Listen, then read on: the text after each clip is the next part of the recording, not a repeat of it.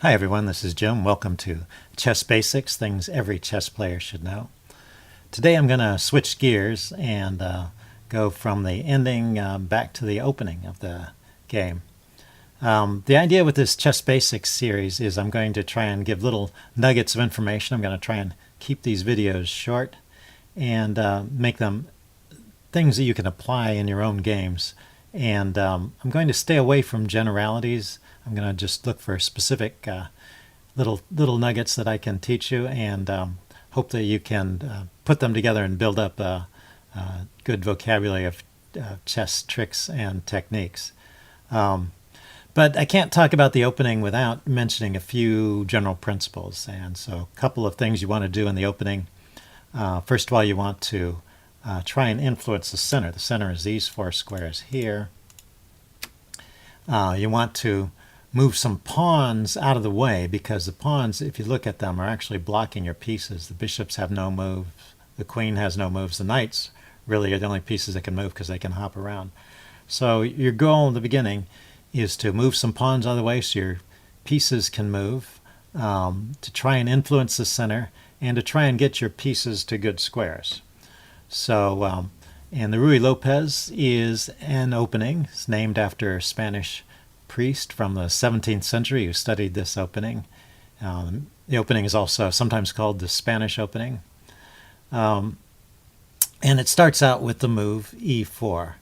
So this follows a lot of principles. First of all, you open up a line for your bishop, you open up a line for your queen, you put a pawn in the center, which influences this square here. This pawn itself is subject to attack, but you have some center influence and you have some space for your pieces. And black, to go into the Ruy Lopez, places his pawn on e5. And this is the point about any particular opening. Both sides have to sort of cooperate to get to an opening. If black were to play some other move besides e5, then you would be in an opening, but it wouldn't be the Ruy Lopez. So both sides have to want to play the Ruy Lopez to actually get into it. The fact that it's still one of the most popular openings means that really it has something for both sides, and there are reasons why both white and black might want to play this way. For one thing, black is following the same principles. He's opening up lines for his pieces. He's gathering some influence on the center. But it's white's turn now, and white counterattacks. He develops a piece and attacks one of black's pieces. So there's another general rule. You want to move your pieces and try and do multiple things with each move. You're trying to get your pieces out, but if you can make threats at the same time, it forces your opponent to respond, and maybe he's not able to put his pieces exactly where he wants them because he has to deal with your threats. But in this case, he has a couple of good replies, but he can counterattack. For example, if he were to put his knight here, it would attack your pawn. That's one way to play. That's the Russian or Petrov defense. But the Ruy Lopez is the simple defensive move. He brings the knight out and defends his pawn. And white now plays bishop b5.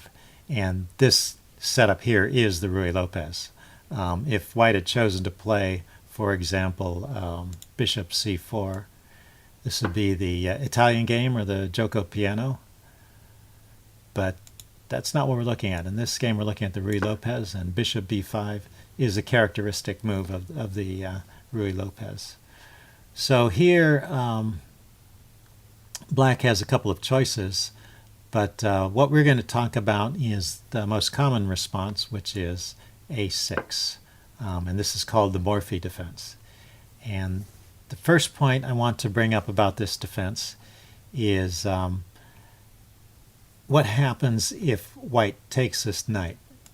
Now this is a perfectly valid way to play, and you might think, oh, we've gotten rid of the defender of this pawn, so can't we just capture a pawn here? And the answer is you can take it, but you're not going to get to keep it, because black has this move. His queen can come out here to d4 with a double attack. He's attacking the knight and he's attacking your pawn. And you can't save both of them. There's no move that will save both pieces. Probably your best try is to move the knight away. If you happen to fall into this, black will grab the pawn with check, and then you move your knight here.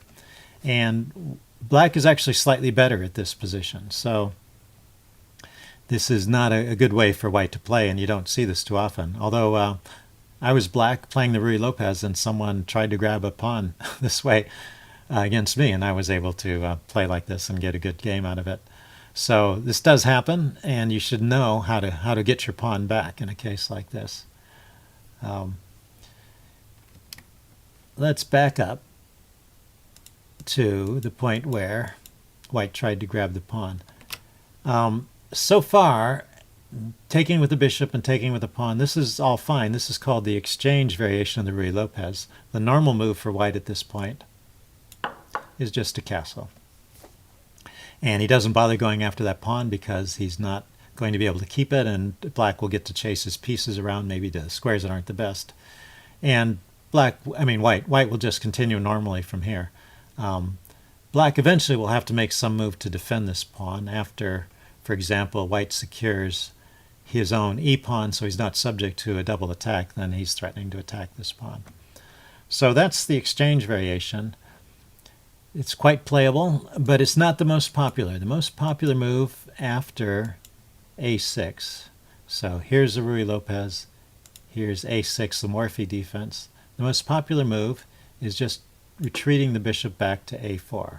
This is the main line of the Ruy Lopez.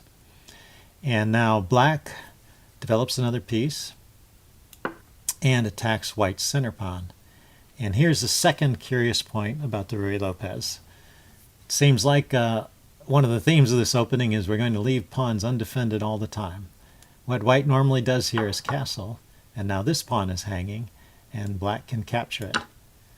Taking is possible here, but as with the other line, eventually white will get the pawn back in most cases, or get some other compensation. So even though that's possible, that's not the most common move here. And I'm going to leave this position on the board, let you guys think about it, and I will continue this next time. And hope you enjoyed that. Leave any comments in the section below. Bye.